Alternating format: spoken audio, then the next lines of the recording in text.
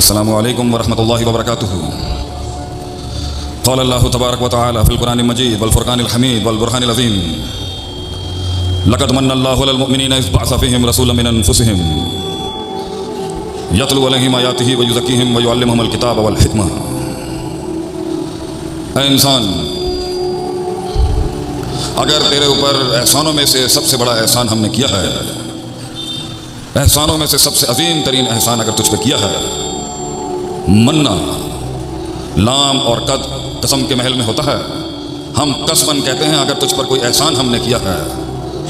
ہم قسمن کہتے ہیں کہ اگر تجھ پر ہم نے کوئی احسان کیا ہے، اگرچہ فبأي آلاء ربكما تكذبان کھڑی ہے اپنے محل میں، لیکن اگر ہم نے تجھ پر کوئی احسان کیا ہے تو وہ یہ ہے کہ ہم نے تجھے تیری عقل کے حوالے نہیں کیا۔ جب قوموں نے اللہ سے تعلق کو چھوڑ کے کسی غیر کو اپنایا ہے، اس وقت لازم تھا اس زمین پر کہ اللہ اپنا ایک بندہ بھیجتا اور وہ آ کے اس تعلق کو توڑتا جو مخلوق کے ساتھ قائم کیا ہوا انسان نے، اور وہ اس تعلق کو اللہ کے ساتھ پھر جوڑتا،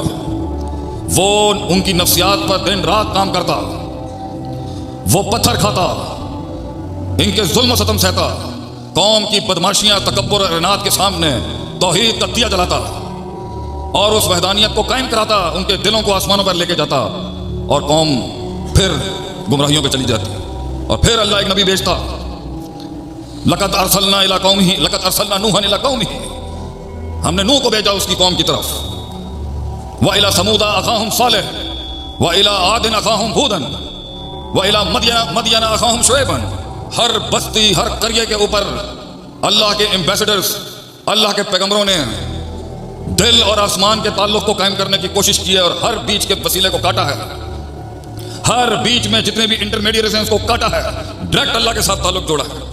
اور جب انبیاء اس دنیا سے جاتے وہ تعلق پھر ٹوٹ جاتا اور لوگ اپنی دکانیں چمکانے کے لیے آ جاتے، کیونکہ اللہ میں نقص تو پیدا کیا نہیں جا سکتا تھا۔ سبحانہ و تعالی عما یصفون وسبحانہ و تعالی عما یشرکون، پاک اور بلند ہے وہ اللہ کہ اس کے ساتھ ایسی صفت جوڑی جائے جو مخلوق کی صفت ہو۔ لیس کمثلہ شیء، اللہ کی مثل مخلوق میں نہیں ہو سکتی، اللہ انسانوں کی طرح مخلوق کی طرح نہیں ہے، تو اللہ میں نقص تو پیدا کر نہیں سکتے تھے، یہ اللہ کو زمین پر لا نہیں سکتے تھے، تو انہوں نے زمین والے کو آسمان تک پہنچانے کی کوشش کی، انہوں نے شرک کے وہ باپ قائم کیے، اپنی سرداریاں، اپنی حکومتیں، اپنی پیری اور اپنی 2 روپے کی بنانے کے لیے انہوں نے مخلوق کو وہ درجہ دے دیا جو انسان کا نہیں، جو انسان اور اس مخلوق کا تھا نہیں، کیونکہ اس سے منجن بکتا ہے۔ ڈر کے اوپر کھڑی ہوتی ہے یہ فیکٹری شرک کی، ڈر پہ شرک کی فیکٹری کھڑی ہوتی ہے، باطل ما فوق الفطرت امیدوں پر کھڑی ہوتی ہے فیکٹری شرک کی، عذابوں سے بچنے کے لیے فیکٹری کھڑی ہوتی ہے شرک کی، اور گارنٹی پہ کھڑی ہوتی ہے فیکٹری شرک کی، اور وہ گارنٹی ان دیکھے اللہ، ان دیکھی جنت، ان دیکھے فرشتے اور ان دیکھی آخرت کے ساتھ چلنے کا صبر انسان کر نہ سکا،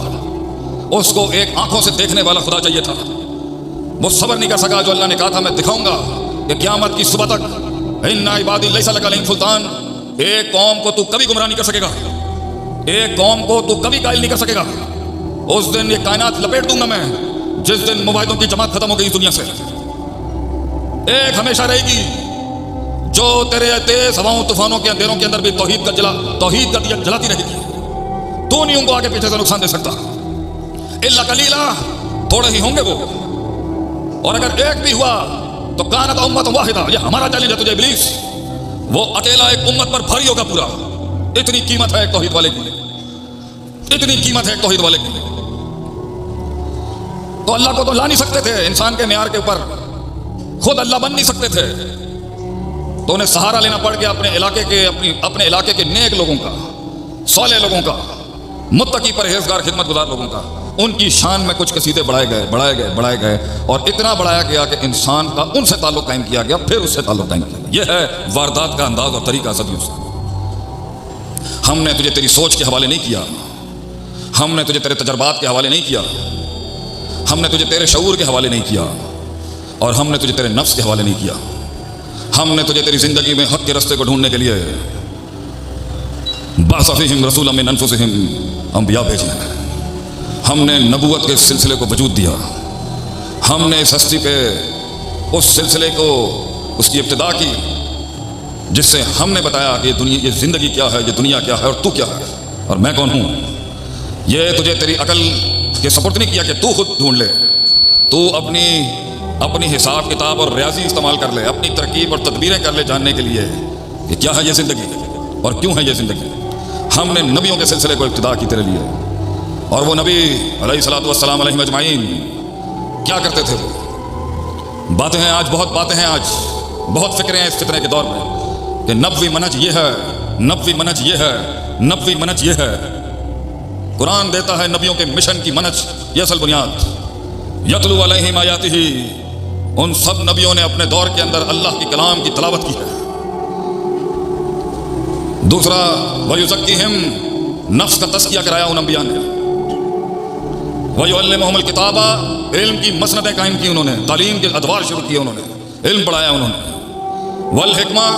اور اپنے علم کو استعمال کرنے کی طاقت اور فن سکھایا ہے کہ اس علم کو کس طرح بانٹنا ہے لوگوں میں۔ نبوت کا اصل مشن لوگوں کا تزکیہ ہے۔ سب سے پہلے قوموں کے اندر کی بیماریوں کو صاف کیا انہوں نے آ کے۔ امراض القلوب اور اوہان القلوب جو ہیں، ان کے دلوں کے اوپر انہوں نے علم کی روشنیاں ڈالی ہیں۔ تعلق قائم کرایا ہے جو غیر اللہ کے نام پہ قائم کیا گیا ہے صدیوں سے۔